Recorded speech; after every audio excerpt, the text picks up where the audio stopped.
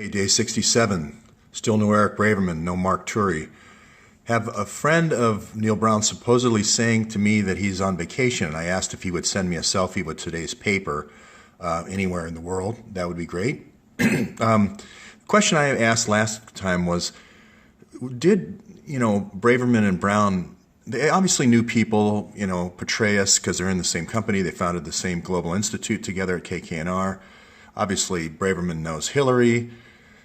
I would assume Braverman knows Sid Blumenthal because he was the CEO and he was working for him. But did they know that they were engaging the Muslim Brotherhood? Well, Huma was at the Clinton Foundation, so I would assume so. I mean, that would, with all the communications. Now, the next question is, did they know about the stingers and the sarin gas? And in a larger sense, do you realize that it's the stingers and the sarin gas that are being used to clear the way for the pipelines? So in a sense, this is a morality question. Do you realize that all these causes have these effects? Okay. So just really quickly on who Neil Brown is again. He's kind of the senator. He's the protege of this Senator Lugar. And David Petraeus is obviously the person he's working with at KKNR, but he's been a ghostwriter for David Petraeus for a long time. And he's kind of been Petraeus's man in the Senate. And I call it the Senate Oil and Arms Investment Club, if you will. A lot of the same people like Hillary were on the Senate Armed Services Committee as well as the Foreign Relations Committee, and that really is the kind of area where more of these investments start happening. So if you, I wonder if Braverman knows that it was important in order to remove Pemex as the state-owned monopoly of Mexico, for instance, in order to sell Gulf oil leases, that you had 13 or 14 different little factions in Mexico that were all backed by different cartels, and you needed to get rid of them all in order for this El Compacto, this legislation to go through that would allow you to sell these Gulf oil leases.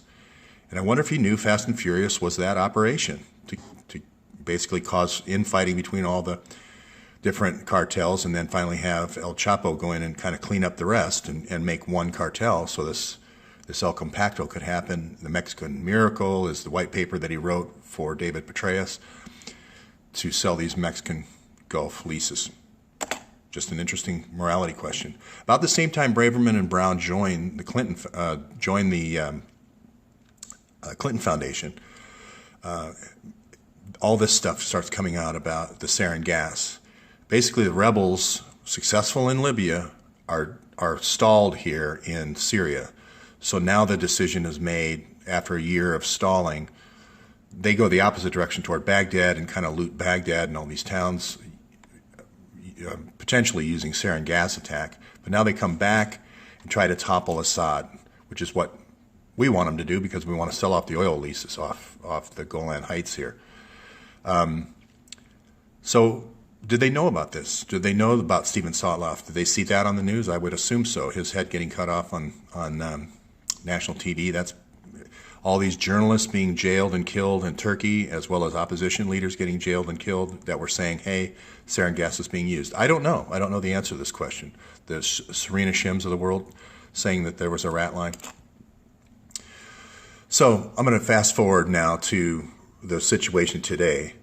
The timeline from the 16th is we had the 14 NATO officers arrested. We had the Turkish minister coming out and saying some of the initial tactics that were used by ISIS from these interviews, where they were using the 7-year-old girls loaded up with explosives and blowing them up from remote control. They were walking the little girls into police stations. They were using the people of Aleppo as human shields. They were blowing up buses that people were trying to escape on. They were trying to trap them. They were taking kids and the cute kids and to the oil sheikhs in southern Middle East, et cetera, et cetera. So that's the environment that happens. Then Aleppo falls, and then the Russian chemical experts, they didn't get to the chemical weapons in time, the NATO guys, and now we have all this evidence going to The Hague and to the World Court. Now this is the stuff that they can sue the Clinton Foundation. This is a direct linkage to the Clinton Foundation. It's nothing to do with the U.S. government or State Department. So now you have the Russian ambassador, that should say, about ready to take questions at a press conference. He's about ready to talk about this. This happened the day before the ambassador was killed, and he's shot.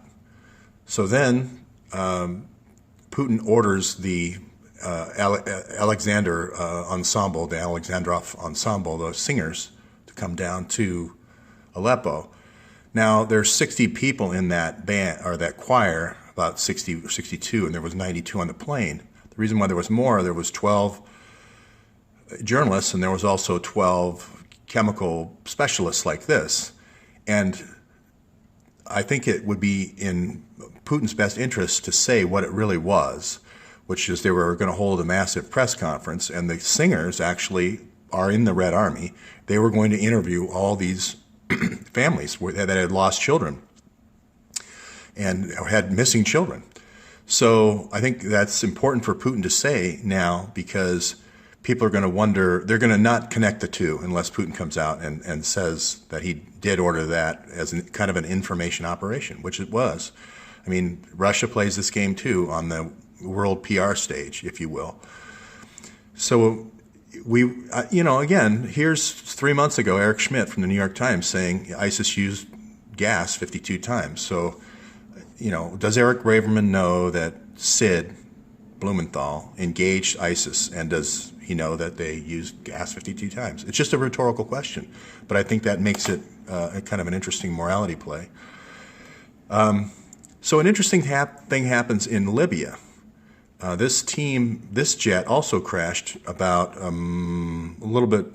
months ago now in Malta, and it was leaving Libya, but it was a French team of 5 people investigating, again, illegal trafficking. And the signature here seems to be the use of sarin gas and then illegal child trafficking. It just seems to be this repeating pattern. My question is, was this plane hacked? I mean, this plane did one of those completely 90-degree, jackknife things on takeoff. It's just a very unusual move for pilots. Pilots normally do slow climb outs, and they don't like to move their wings like that. A 90-degree is unheard of. And I'm just wondering if this plane was hacked. This is an expert pilot. The Russian pilot here in the crash of the singers, the ensemble, was a expert pilot. His father was an ace, a Russian ace, celebrated Russian ace. So quickly, only a mile and 1.5 kilometers out, their plane's going to jackknife like this. They've ruled out explosion, which is good. That means stingers weren't used. But I just don't understand. And the similarities here are just too jump out at you. Also, what jumps out at you, this may remind people of the MH370 crash, the Malaysian crash, where they said the plane was spiraling out of control and toppling and so forth and all these crazy moves. Is the plane hacked? And I put an article down there about the chip. I'm not a conspiracy theorist with this Rothschild and Illuminati thing, but there is this chip, this KL03 chip, that is used in a lot of these planes. That's Freescale, and it just so happens 4 of the Freescale founders did die in that MH370 crash, and Rothschild did get the rights to that chip, worldwide rights. A little bit odd. Again, I don't want to go there on the conspiracy theory, but I do want to note that these jackknifing planes is just a very unusual situation. Even in bad weather, which there wasn't in this case. It was at night, but it wasn't bad weather at all. It was a little bit of snow. It's just extremely unusual that you'd have this jackknife plane situation. So step 1 here was get this Gaddafi sarin gas over to Libya. And step 2 was to topple Gaddafi. Was step 2 also to get these cute kids over to Malta? I just don't like seeing investigators being murdered in plane crashes. It's a bad thing. So that's my question here on this slide. And then the second question here is, these are Neil Brown's pipelines. He's taken over this pipeline for the Senate Oil kind of investment club from Qatar all the way over to Bulgaria. But he is the author of this pipeline. And here he's meeting with the North Sea kind of state foreign ministers here. But he meets with the foreign ministers basically and talks about pipelines.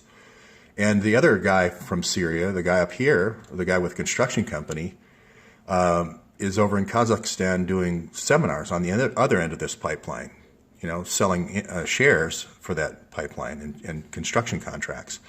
So, again, I asked the question, do you know that Morel was using gas here and gas here? And the gas leaves footprints.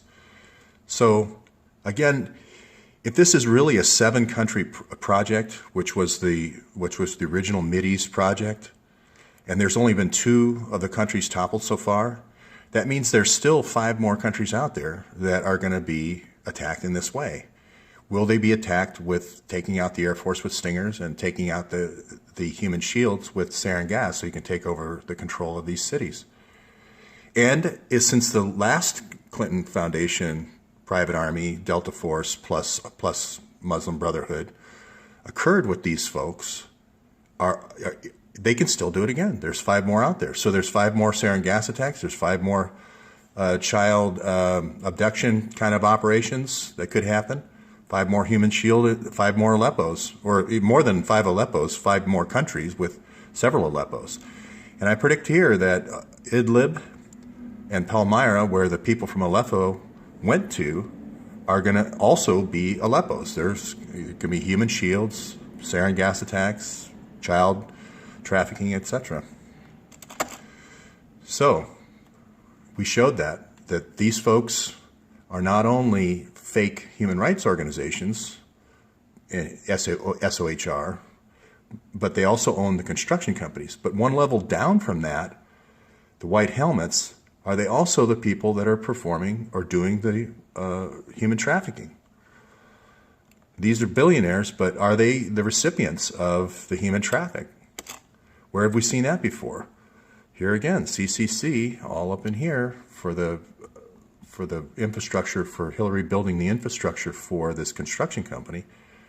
And again, we see the human trafficking. Why do I say that? It's not me saying this. It's researchers like this, Monica Peterson, going in and saying, hey, where they set up these kind of sweatshops, which is well and good, if it wasn't for the fact that there was kids turning up missing. And if she wasn't arrested at the border here with 33 kids, I wouldn't be saying this. If Hillary hadn't sent hundreds of emails since 2002 through HUMA to her, I would not be saying this. I'm just saying this repeating pattern of sarin gas or tragedy, huge earthquake. In comes the kind of low-wage labor. Then in comes the phone with the microfinancing thing, which kind of sets up either a drug for the men, drug dealing network, or a prostitution network for the women. And then the kids disappear. And this is happening over and over again, this cycle of country to country, that same cookie-cutter kind of exploitation of the country. So I ask again, do the folks in Ivy League kind of ethereal, planners realize the actual things that happen on the ground when these kind of plans are executed? And I really don't know. All I know is that KKNR did come out with a joint venture after Fast and Furious cleared the way for the Reforma Energética. Okay? That's it for today, round 2.